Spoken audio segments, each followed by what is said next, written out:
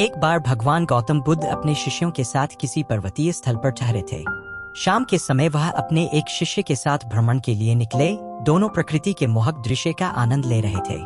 विशाल और मजबूत चट्टान को देख शिष्य के भीतर उत्सुकता जगी। उसने पूछा, इन चट्टानों में तो किसी का शासन नहीं होगा क्योंकि ये अटल, अविचल और कठोर हैं। शिष्य की बात सुनकर बुद्ध बोले कि नहीं, इन शक्तिशाली चट्टानों पर भी किसी का शासन है।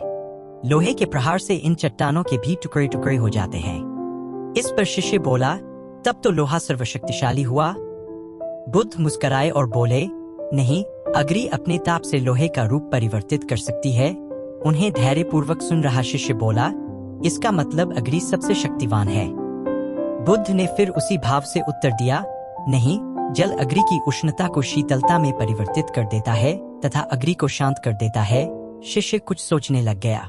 बुद्ध समझ गए थे कि उसकी जिज्ञासा अब भी पूरी तरह शांत नहीं हुई है। शिष्य ने फिर सवाल किया, आखिर जल पर किसका शासन है? भगवान बुद्ध ने उत्तर दिया, वायु का। वायु का वेग जल की दिशा को बदल देता है। शिष्य कुछ कहता इससे पहले ही बुद्ध ने कहा कि अब तुम कहोगे पवन सबसे शक्तिशाली हुआ। नहीं, पवन सबसे शक्तिशाली नहीं है।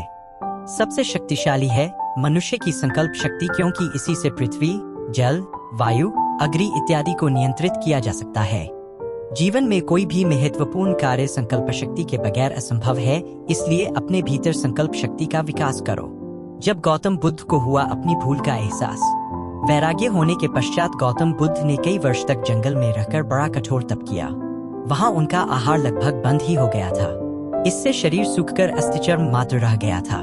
पर इतने पर भी आत्मज्ञान नहीं हुआ और इससे उनका चित्त भ्रमित रहता था।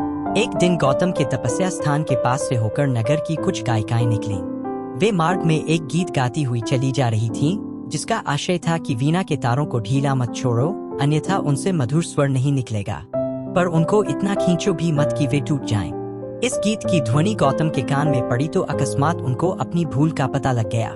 सुफल प्राप्त करने के लिए अत्यधिक कष्टपूर्ण तपस्या उचित नहीं, वरन संयमित आहार, विश्राम, निद्रा आदि का जीवनयापन करने से ही साधना पूरी हो सकना संभव है।